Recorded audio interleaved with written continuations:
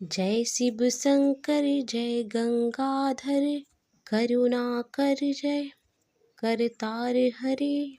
जय कैलाशी जय अविनाशी, सुख राशि सुखहार संसार हरे। जय शशि शेखर जय डमरूधर, जय जय प्रेमाग्रार हरे। जय त्रिपुरारी जय मधुहारी, अमित अनंत अपार हरि, अमित अनंत अपार हरि। जय भोलेनाथ, हर हर महादेव। आप सभी पर महादेव की कृपा सदा बनी रहे। आज दिनांक है 29 जुलाई।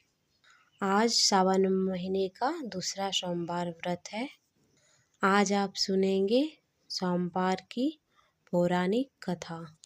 उससे आप पहले जानिए आज क्या शुभ मुहूर्त यानी प्रदोष काल के समय में।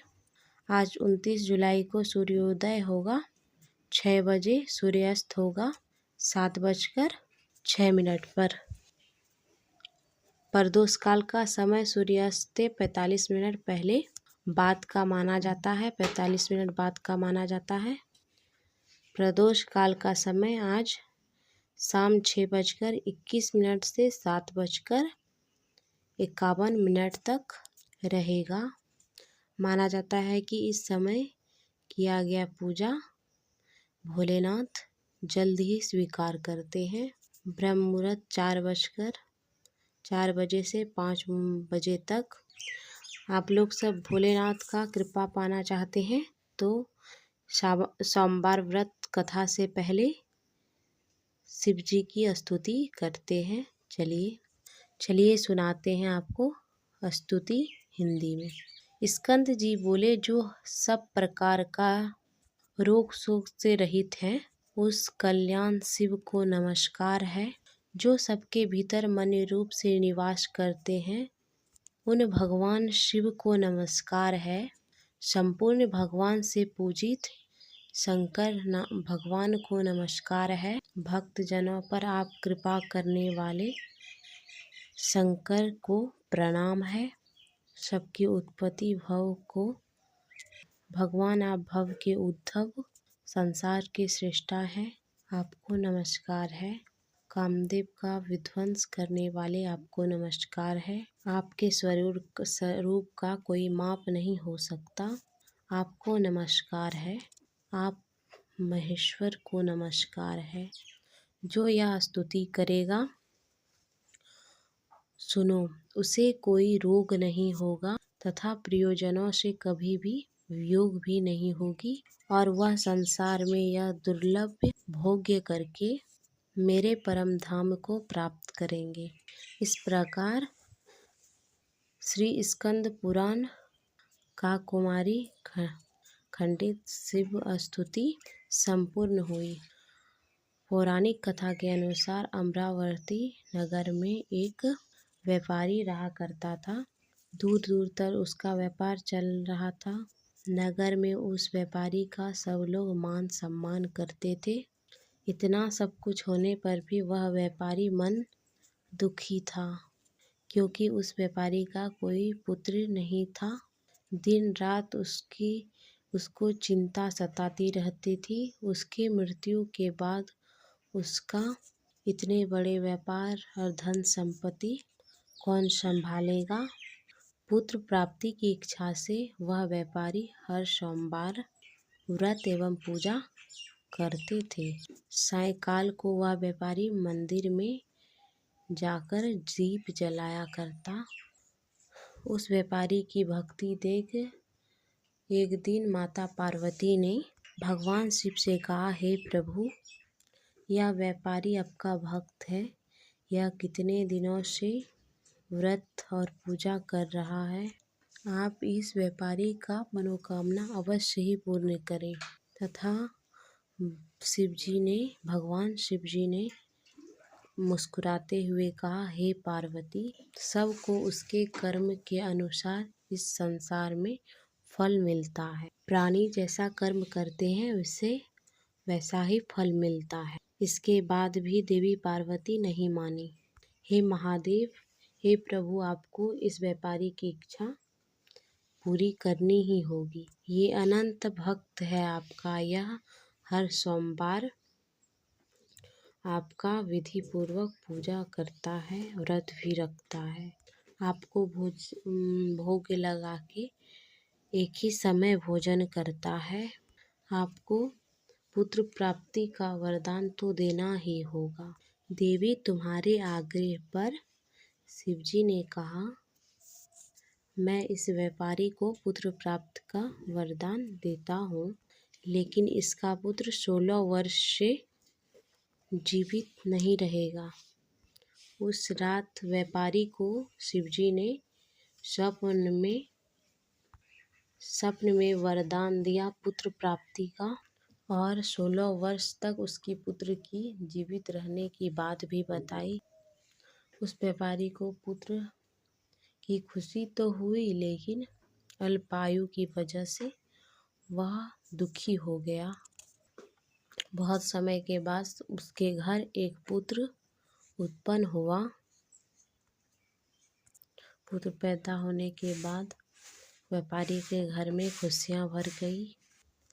व्यापारी के घर में बहुत खुशियां मनाई गई और ब्राह्मणों द्वारा उसके पुत्र का नाम अंबर रखा गया, जो कि कुछ दिनों के बाद वह बच्चा बहुत बड़ा हो गया। यह बात किसी और को मालूम नहीं था कि उसकी अल्पायु है। जब अमर 12 वर्ष का हुआ तब उसे शिक्षा के लिए वाराणसी भेज दिया। व्यापारी ने अमर के मामा को बुलाया और उसके साथ बहुत सा धन देके भेज दिया दोनों को। अब जहाँ भी अमर और दीप रात्रि को ठहरते थे, वहाँ यज्ञ और ब्राह्मणों को भोजन जरूर कराते थे।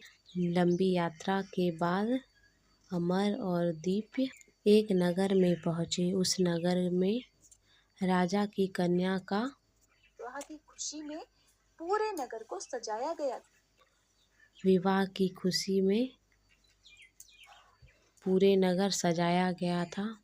निश्चित समय पर बारात आ गई। वर के पिता अपने बेटे की एक आंख से काना होने के कारण बहुत चिंतित था। उसे इस भय सता रहा था कि राजा को यह बात जानने के बाद वह विवाह से इनकार न कर दे, इससे उसकी बदनामी होगी। वर के पिता ने अमर को देखा तो उसके मस्तिष्क विचार आया, क्यों ना इस लड़के को मेरे बेटे के जगह बिठा दिया जाए, राजकुमारी से इसका विवाह करा दूं। विवाह के बाद इसको धन देकर विदा कर दूंगा। अमर और दीपचंद से वर के पिता ने यह बात कही। दीपचंद धन में लालच के कारण वह हाँ कर दिया और अमर को दूल्हे का वस्त्र पहनाकर राजकुमारी चंद्रिका से विवाह करा दिया गया।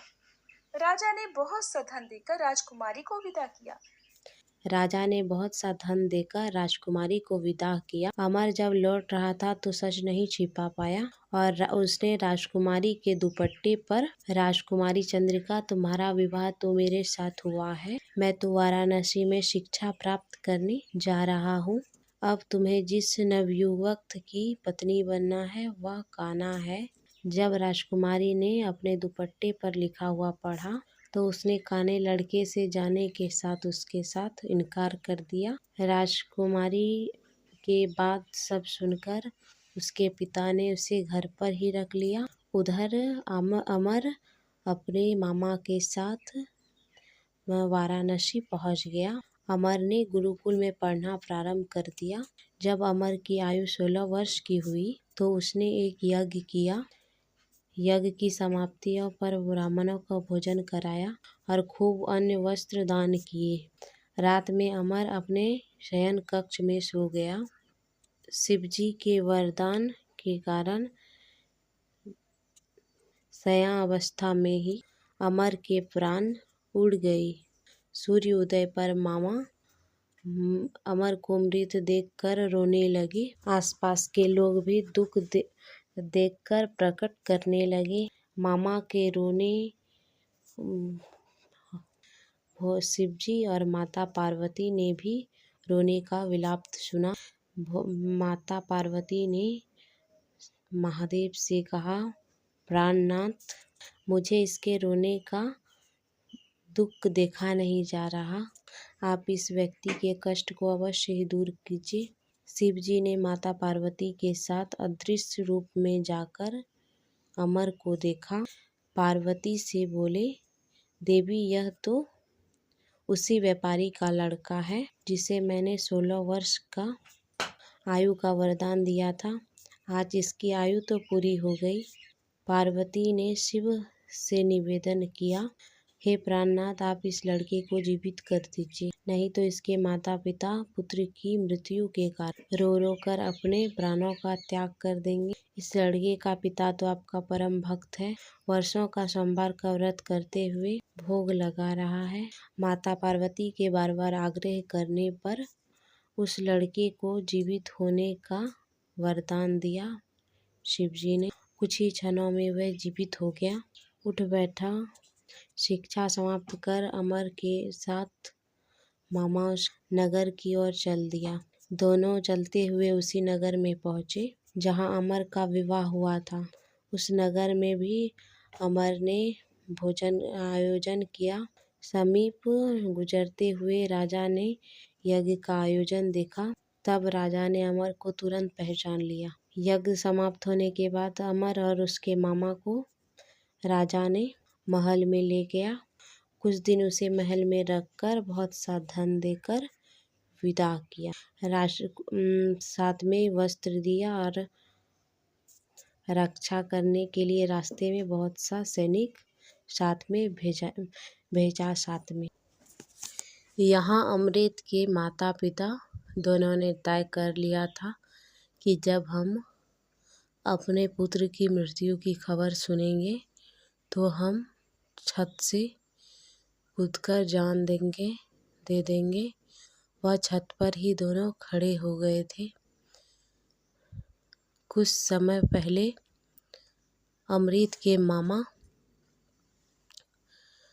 गए और अपने पुत्र और